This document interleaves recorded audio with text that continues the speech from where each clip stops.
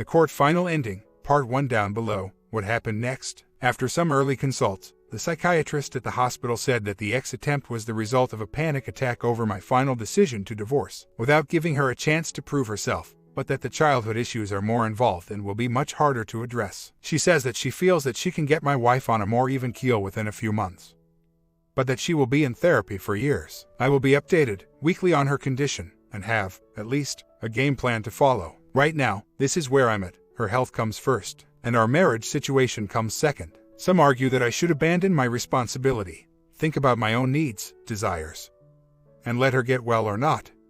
Without my help, I quite simply cannot do this. In my family, we face our problems head-on. Cutting and running isn't our style. So, the situation is what it is, and no use crying about it. I am doing my best for her, and listening to the psychiatrists, her family, on one hand, and my lawyer and my family, on the other. It's nice to get some impartial advice from somebody who has dealt with this type of situation in their own lives. I am in the middle. I don't want to be. I never asked for this, but I'm the one who is stuck with it. One of the ladies who I have had a dinner date with came over and brought me some food and some books on suicide and infidelity. She fixed me dinner and just listened to me rant and rave. I would like to point out that my wife's attempt does not mean I am more inclined to reconcile. The affair still existed, and my intention was and still is to divorce. Her emotional issues are an illness that I will be sure that she gets the best care for, and I will unceasingly support her in her struggle with these issues.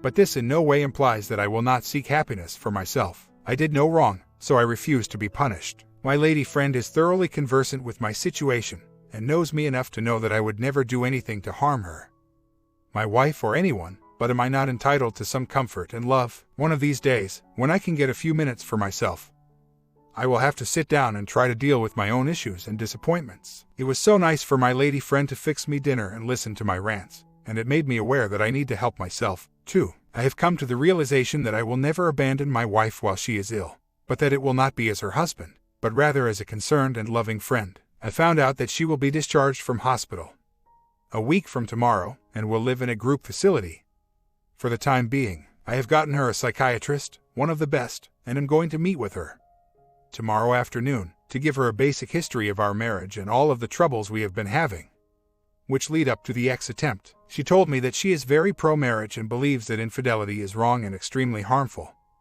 From a mental health perspective, a huge part of the problem is that my family love her dearly, too. I have been guilted, blamed, begged, patronized, and insulted, until I am ready to leave the whole lot of them to their own devices. Do I feel sorry for her? Of course, immensely so. Do I feel guilty? Of course, constantly. But I have made my decision and am going through with it. I will obviously take into consideration her health, but I am most certainly not going to be the primary agent for her recovery. Her, my family and friends will have to bear their share of the load. I cannot do it all, although there are lots of folks who say I can. After talking to the psychiatrist, I have decided that the divorce can proceed. Psychiatrist says that my wife has already accepted that the marriage is over.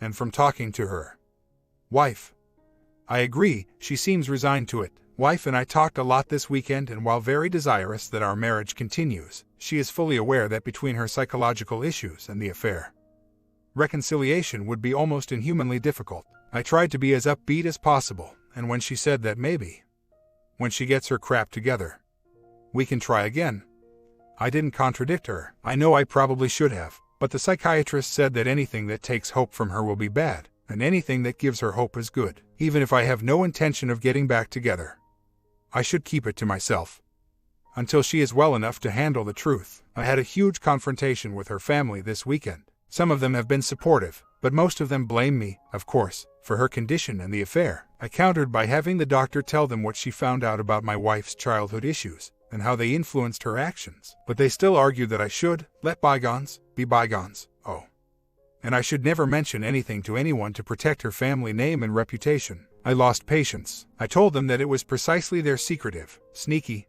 underhanded way of doing things that was the cause of almost all of our problems. When my family has a problem, we brainstorm it and solve it, and let the chips fall where they may. They hide, evade, lie and backbite, then make sure that it is kept a closely guarded secret. Apparently, it is better to look like you care than to actually do anything. Her own mother asked if she could be hospitalized in another state to prevent her insanity, her mom's words, from becoming common knowledge. Like I said, some of the better ones are supportive, but most would rather lock her away and keep silent. If I don't care for her, who will? And what kind of treatment would she get? I hate what her family has done to her. When we met, she was a quietly elegant goddess. It's like those chocolate Easter bunnies we got as kids. Some were solid, but some were hollow. She was a hollow goddess. Update: I know that a lot of people will disagree with me. I know that I'm setting myself up for a long, hard struggle, but I just can't divorce my wife. I have been thinking long and hard ever since her attempt, and have weighed all of the pros and cons, and one thing has stared me in the face.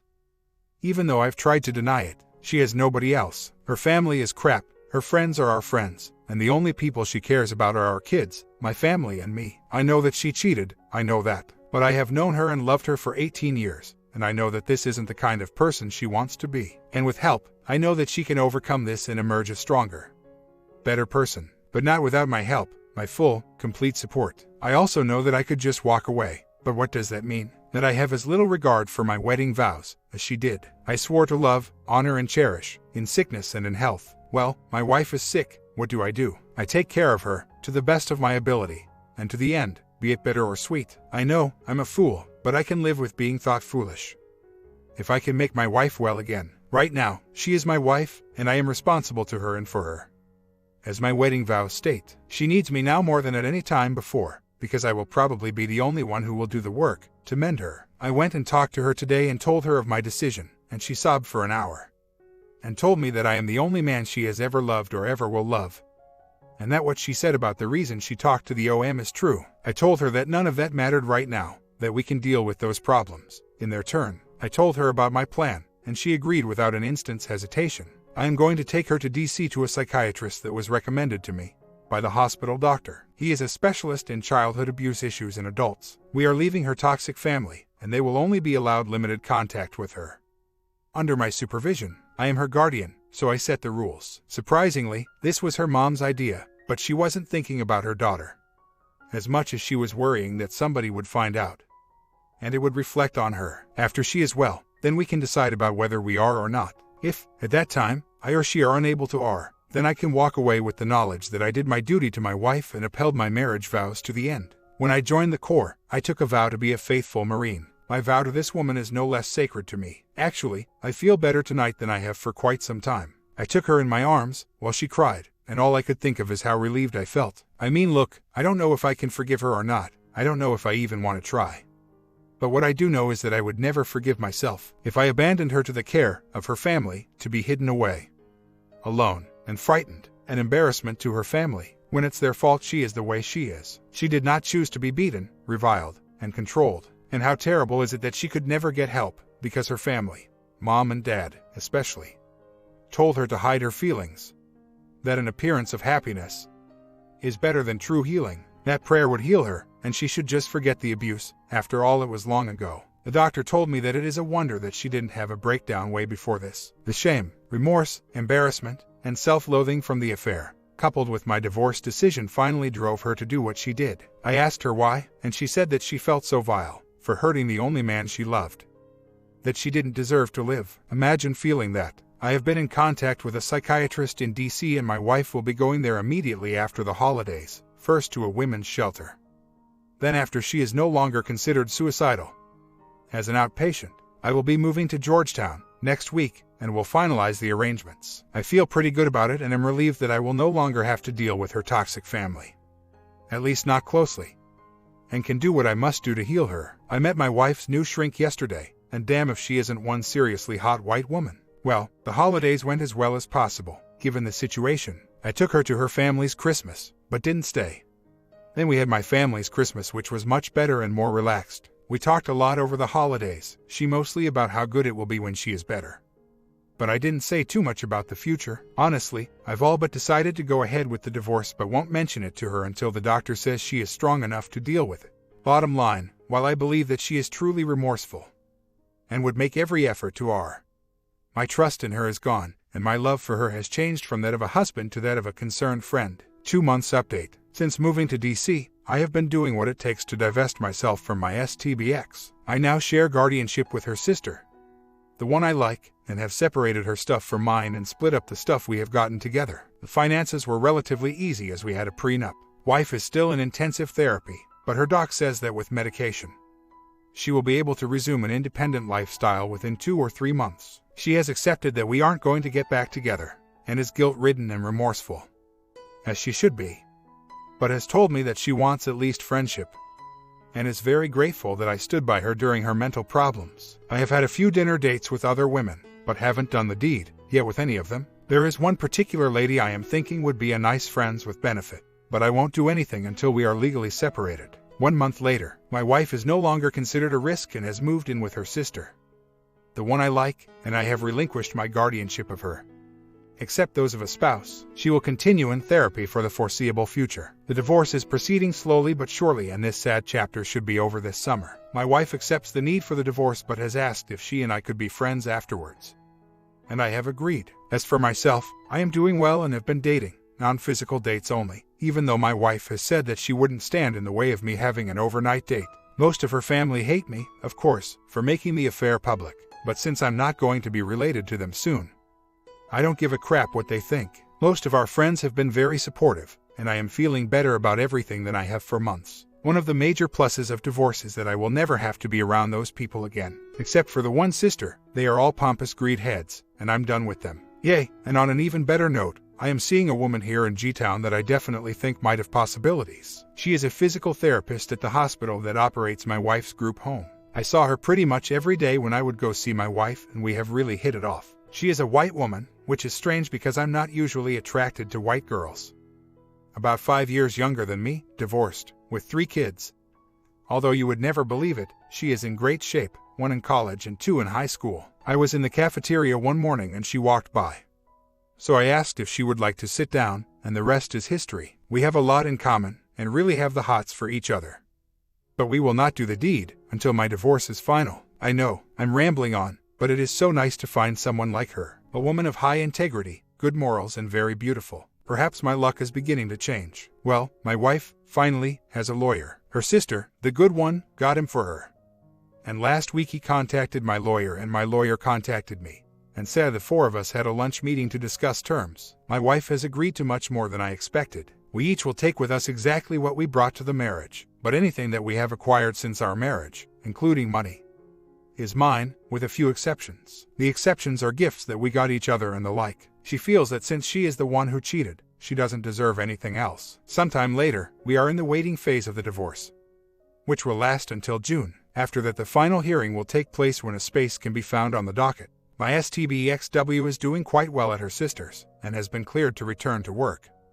When she feels able to do so, she is on antidepressants, so her mood is much better. She will, in all probability, be in therapy for a few years. A month later, so, my new GF and I are in bed sleeping, and the STBX calls. She goes on and on about how much she loves me and needs me, and that if I will take her back, she will lick my boots, and she won't object if I sleep with other women, but will be my slave, etc. She starts crying and says that the next time she tries to X herself she will succeed. I am really scared and get dressed and keep her on the phone while my GF calls her sister to find out what the crap is happening.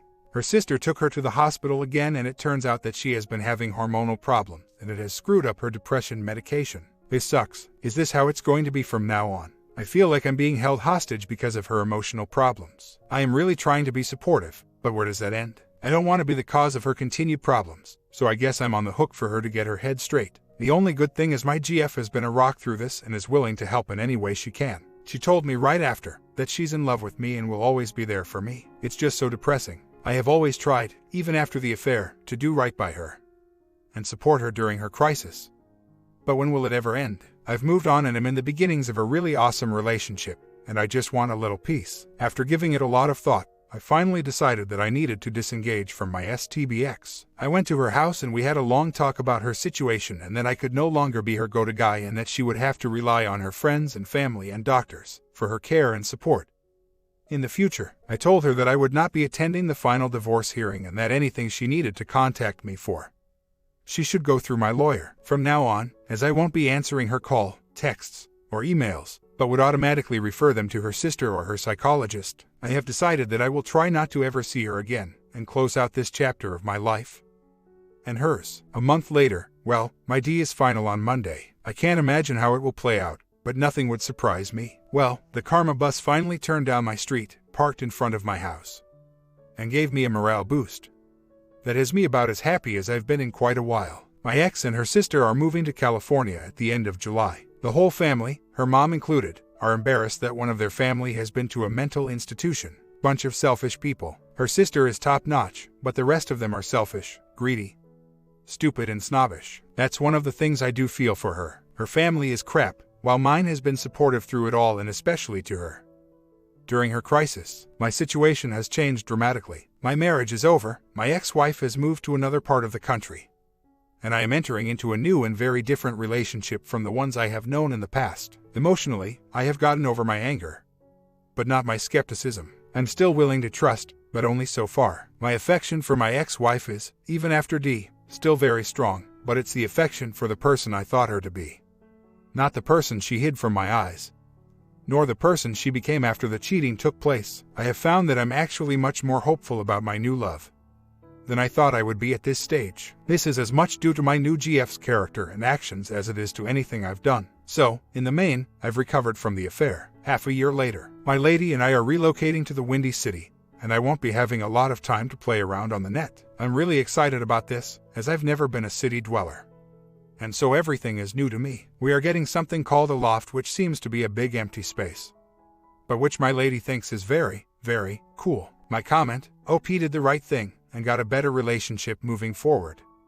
The best scenario you hope for. What a good one. Story 2. We've been married nearly 13 years and have 3 wonderful kids. For the past 10 years my wife has been suffering from depression, which has led to emotional withdrawal, terrible money problems, which I have had to carry the kid for, and a total lack of care for our home and surroundings. I unconsciously began to withdraw from the emotional relationship and just tried to focus on the practical stuff.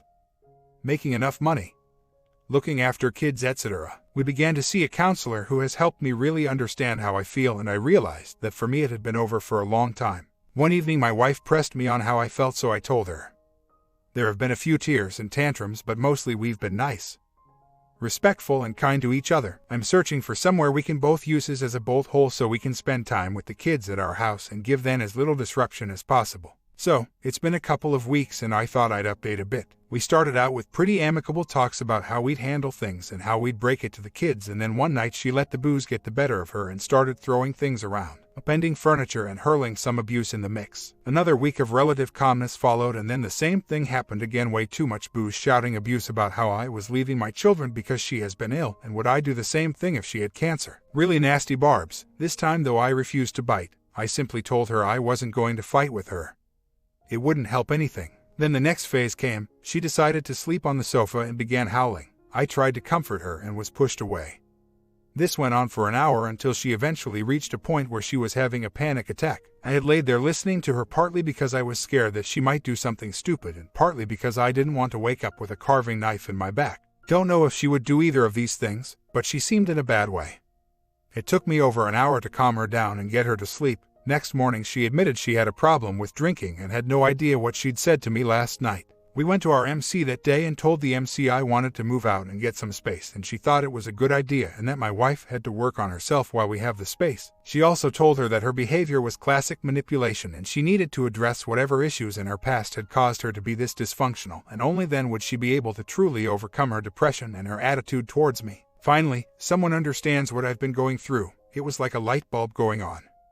Sometimes in the middle of it all I felt that I'm somehow causing all this angst and bitterness, and now I know I'm not. Feeling very calm today. I'll apologize now for the ranting nature that may follow. We started this week with the escape house, me there 4 nights or 3 so we both get good time with the kids and time alone. I went first, set the place up, buy a bed, TV, that sort of thing. Every day I'm there I phone my kids to say goodnight, find out about their day, and then have to talk to STBX and hear how tough it is for her. FF to my 3 days. Oh no, I only get 2 as she wants to come back early. And in my 2 days out of 7 I need to cover the kids' school books, fill her freezer, tidy the house, remove the ton of grease from the oven, buy the kids stuff for school, give her more money, wash and iron all the kids' school clothes, buy them stuff for lunches, and then on Sunday as I'm cooking them a roast she turns up and announces to anyone who will listen she's having tinned ravioli for her dinner. I can't go this far with people who know her or in front of the kids because she's their mother, but Jesus, I could really use some advice before I totally lose my crap. This whole thing has been a total roller coaster. I'm happy to be away from the day-to-day things that have been driving me mad for such a long time. To be honest, my only real annoyances seem to be when I need to deal with my STBX and she wants to change arrangements with the kids. I've managed to ride out the times of abuse with dignity and without getting drawn into tit-for-tat insults. I've been upfront with the kids and I'm feeling pretty good about stuff right now. Funny how this thing just doesn't seem to settle. Took the kids home an hour late on Sunday and she went off. She started by phoning me while I was in the car with the kids and told me what a selfish prick I was to be bringing the kids home late. I told her we weren't going to fight and she hung up. When I got back, she started on me. I told her I didn't want to fight in front of the kids and that I wouldn't be staying for dinner. She yelled at me to get out and never come back. Kids are all upset now, so I go round and hug the kids, tell them everything's okay and I'll see them Tuesday as planned. As I'm leaving, she follows me and starts telling me how I'm so selfish and that my weekends with the kids are all about me and not them. She's sick of me coming round to her house and she wants the key back. All this time I'm trying to stay calm, but she knows that telling me I'm doing the wrong thing with my kids is the worst thing she can say. Eventually I managed to get her off my car and drive off. I hated leaving my kids knowing they were upset and I hated eventually snapping while she pushed and pushed me. Next day she sends a text apologizing for yelling and that she doesn't want us to be like this. Will she ever stop being in denial? She did spend a long time thinking she could do it alone, but for the last few years she's been on meds and about 18 months of IC. At our last MC session, the MC suggested to her that her issues were not all due to depression and she should pursue this with IC. There have been improvements, but the relationship and the dependency were just too draining and I put up huge barriers to protect myself. And then at some point realized I was no longer in love. Update. So, I split with my ex at Christmas. Been living in a loveless marriage for 2 years. Recently I've been spending a lot of time talking to and with a friend who also split from her husband last year and we got close and now we've crossed the line and gone to bed. We are close and both want to see where this goes. Too soon. I don't think either of us is looking for anything that is serious, but I do think that over the last few years we've both been starved of intimacy in our lives, and the other night we discovered some with each other. I'm not really concerned about how myself and my friend cope. We're big enough and ugly enough to deal with all that. My main concern is how it affects the STBX and kids. Couple months later, moved into a new place, plenty of space for the kids, got a great new girl and STBX has been cordial. This weekend I decided to tell the kids about new girl and despite some confusion they seemed pretty okay. After 5 minutes everything was back to normal and we had a great evening and following morning. That afternoon STBX came to pick the kids up and I told her that I'd talk to them. Few tears, but otherwise okay. Went to band rehearsal and missed a call from the kids. Fast forward 24 hours, chatted to the kids on the phone. Lovely chats full of info on their days and lots of love. Then she comes on the phone and lets fly. How dare I miss a call from the kids? I need to get my priorities straight and how could I possibly think they're okay with what I told them? I shut up and let her go, then sent a text acknowledging she was upset but could she please not get angry with me in front of the kids. Then came the essay. In short, she was not okay with my situation and that I had ruined our marriage, presumably by being the only one to put any work into helping her overcome her depression and personality issues. And that I expected miracles for them all to understand the situation. Then came the rant about using my new girl's name in response to a question STBX had asked. Apparently this is rubbing her nose in it. Finally, a post on FB. How do you explain something to your kids you don't understand yourself? Any advice that doesn't involve roasting her in boiling oil greatly appreciated, particularly if anyone has any way to make her see that she is just as much at fault for the marriage failure. Over to you. My comment, you guys got any advice for OP number 2? Is there any way to tell her that they are in 2 separated worlds now?